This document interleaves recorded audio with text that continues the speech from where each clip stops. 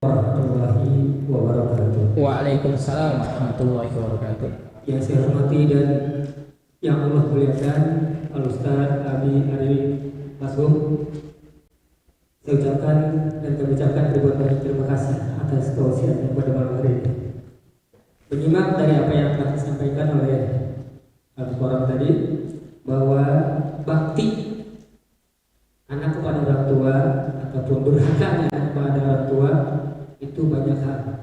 Sini yang ingin saya tanyakan, apakah ada dosa dan durhakanya orang tua kepada anak karena memang anak itu titipan yang diberikan kepada orang tua oleh Allah Subhanahu wa taala, dan kalau memang ada, itu apa saja?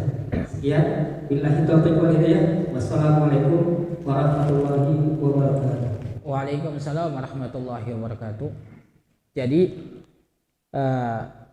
para ulama dan khususnya Rasulullah SAW itu menyebutkan, mewanti-wanti tentang jangan sampai durhaka kepada orang tua. Kenapa itu ditekankan?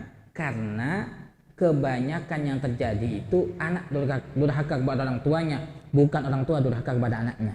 Paling banyak terjadi. Dan sangat jarang ada orang tua itu durhaka kepada anaknya. Itu yang pertama. Dan itu juga disebutkan oleh Nabi. Kebanyakan anak itu durhaka pada ibunya. Makanya Nabi menyebutkan bahwasanya yang penting kita hormati yang kita baikin adalah ibu 3 kali baru ayah. Apakah ayah nggak penting? Ya penting. Kenapa kok Nabi menyebutkan 3 kali? Bukan kemudian pengen merendahkan ayah, bukan. Karena biasanya seorang anak itu berani pada ibunya, nggak berani pada ayahnya, gitu ya. Biasa gitu. Ya. Kalau sama ayah ya berani tempeleng langsung. Kalau ibu kan enggak. Ya, ini beda. Terus apakah ada orang tua durhaka kepada anaknya? Pada zaman Sayyidina Umar bin Khattab, ada seorang ayah ngadu, "Wahai Sayyidina Umar, anakku itu kurang ajar." Bandel lah ibarat seperti itu. Enggak baik kepada aku. Ya. Kemudian Sayyidina Umar sebagai hakim manggil juga anaknya. Nah, inilah contoh. Kalau ingin menghukumi, jangan hanya laporan dari sepihak, harus dua belah pihak, yang melapor dan yang terlapor, biar jelas hukumnya. Ya. Kemudian menghukumi itu harus dalam keadaan hati sedang standar, tidak terlalu bahagia dan tidak terlalu sedih. Itu syarat orang menghukumi sesuatu. Karena kalau terlalu bahagia, khawatir terlalu ringan, itu kalau ada hukuman.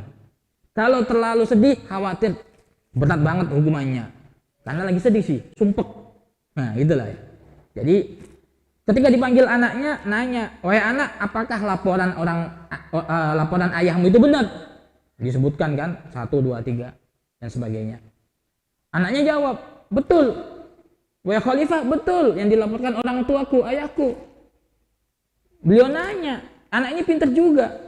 "Wahai Khalifah, apakah tidak ada hak anak atas orang tuanya yang wajib dilakukan oleh orang tuanya?" Kata Khalifah Sayyidina Umar, "Ada."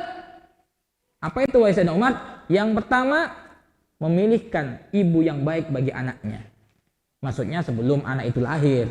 Berarti benih dari ayah itu dititipkan ke rahim yang baik di ibu. Maka insya Allah akan menjadi anak baik. Itu ikhtiar pertama. Kedua, memberi nama anaknya dengan nama yang baik, yang bagus. Di nama jangan asal, ya. Kemudian yang ketiga, apa itu? Mengajari anaknya ilmu Al-Quran, maksudnya mengajari agama. Jadi nama bapak ibu milih pasangan itu penting, karena kalau pasangan nggak benar, anak juga bisa nggak benar. Jadi ketika disebutkan itu, Sayyidina Umar mengatakan, "Wahai ayah, engkau telah durhaka kepada anakmu sebelum anakmu durhaka kepada kamu." Jadi itu. Jadi penting yang namanya milih pasangan, baik itu milih calon ayah bagi anak kita atau calon ibu bagi anak kita. Kalau nggak pintar milih, wah berabe itu anak. Karena anak itu tidak akan jauh daripada ayah atau ibunya, perilakunya, perangannya nggak akan jauh. Al-irku dassas, ya. Ibaratnya buah tidak jauh, apa gimana? Buah tidak, ya, buah jatuh tidak jauh dari pohonnya. Kalau jauh dari pohon berarti di bawah hewan itu. Di bawah malam-malam. Loh, wong atas ini pohon jambu kok jatuhnya pohon mangga. Oh, berarti di bawah tetangga sana ke sini. Jadi ini anak itu nggak akan jauh sifatnya dari orang tuanya. Jadi ini aslinya panjang kalau cerita itu. Karena agar punya anak yang baik itu ceritanya dari awal, dari memilih pasangan, kemudian saat wali nikah bagaimana, saat walimah bagaimana, setelah nikah bagaimana, dikasih rezeki yang bagaimana, dididik yang bagaimana, ketika hamil. Kalau pengen anaknya suka baca Quran, ya ketika hamil ibunya baca Quran. Jangan mimpi punya anak suka baca Quran kalau ibunya ketika hamil suka nonton TV. Betul ya? Iya. Pengen anaknya hafal Quran ketika hamil, wiridanya bukan Quran, wiridanya yang lain, ya nggak bisa. Nah ini, jadi kemudian si anak ini mengatakan, setelah disebutkan 3 tadi, ya mengatakan, wa khalifah, ibuku adalah budak majusi. Jadi mungkin, ya. Kemudian yang kedua, namaku seperti nama serangga. Makanya ini pendidikan bagi orang tua. Jangan asal nyomot nama Arab di Al-Quran. Mentang-mentang ayatnya sering dibaca, kemudian dikasih namanya anaknya Al-Kafirun. Wah, ini bahaya. Bahaya. Ya. Atau mungkin mungkin keren, namanya anaknya Well. Well itu neraka, lembah neraka. Oh, kelihatan kan keren ya, well gitu ya. Itu neraka itu.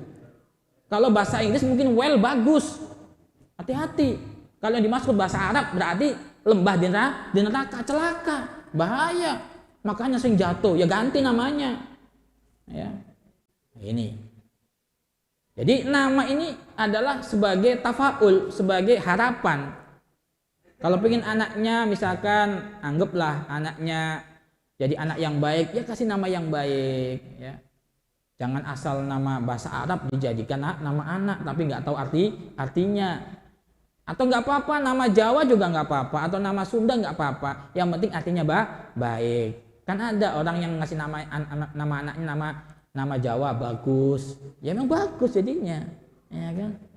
Nah ini harus baik, ngasih nama yang baik. Kemudian yang ketiga, diajari ilmu agama. Kalau orang tua nggak bisa ngajarin, wajib orang tua datangin guru ke rumahnya untuk ngajarin anaknya. Kalau nggak bisa juga, antar anakmu untuk belajar ilmu agama keluar rumah. Begitu. Nah, ketika itu dijawab oleh anak, tiga-tiganya nggak dilaksanakan oleh ayah saya, maka Sayyidina Umar mengatakan, wahai ayah, engkau telah durhaka kepada anakmu sebelum anakmu durhaka kepadamu. Sekarang ini mikir, saya ini sudah baik enggak sih dari dulunya, dari awal milih ibunya anak saya atau bapaknya anak saya, ya kan? Kalau sudah menikah berarti tinggal bagaimana sekarang cara agar kita ini bisa mendidik anak-anak kita dengan baik. Kita kenalkan suami kita kepada Allah, kepada majelis taklim. Kita dekatkan diri kita kepada Allah, suami dan istri. Jangan hanya yang suka pengajian itu ibu-ibu baik, bapak-bapaknya enggak. Nanti pincang itu. Di rumah ribut baik. Bisa ribut, anaknya sudah sholat kata bapaknya. Udah sih kasihan masih kecil. Wah, ini ribut jadinya nanti. Ya. Kadang anak itu bisa durhaka pada orang tuanya karena diajarin oleh orang tuanya sendiri. Gimana contohnya? Dimarahin bapaknya, ibunya bela. Kasihan sih, jangan dimarahin terus anak saya gitu. Atau sebaliknya, ibunya marahin, bapaknya bela. Ya biasa nak, ibumu kayak gitu. Banyak omong. Lah, ini ngajarin anak akan mencela ibunya. Jadi bapak kalau ibu mendidik anak itu harus kompak. Anak 7 tahun wajib kita perintahkan untuk sholat, wajib kita perintahkan untuk puasa. Mau atau tidak mau anak itu nggak masalah, yang penting kita perintahkan, dia akan paham. Kemudian kalau sudah 10 tahun nggak mau juga, kita hukum dia. Yang tidak mencelakai hukumannya, mungkin dengan sapu lidi dipukul sekali, atau mungkin di rumah disiapkan rotan kecil. Nggak usah sambil marah, emosi, nggak, dipukul aja.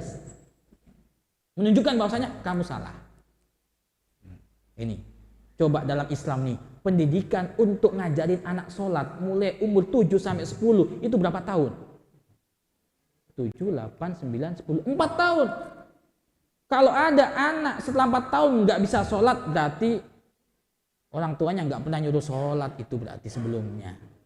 Jadi pendidikan ini dimulai dari lama, anak itu bisa ahli sholat. Jadi nanti ketika sudah balik, sudah nggak kaget dia dengan sholat, nggak kaget dengan puasa. Karena Islam ngajarin mendidik anak itu mulai umur 7 tahun sudah diwajibkan, dia diperintahkan untuk sholat. Begitu Bapak Ibu yang dirahmati oleh Allah Subhanahu wa taala. Wallahu a'lam bishawab.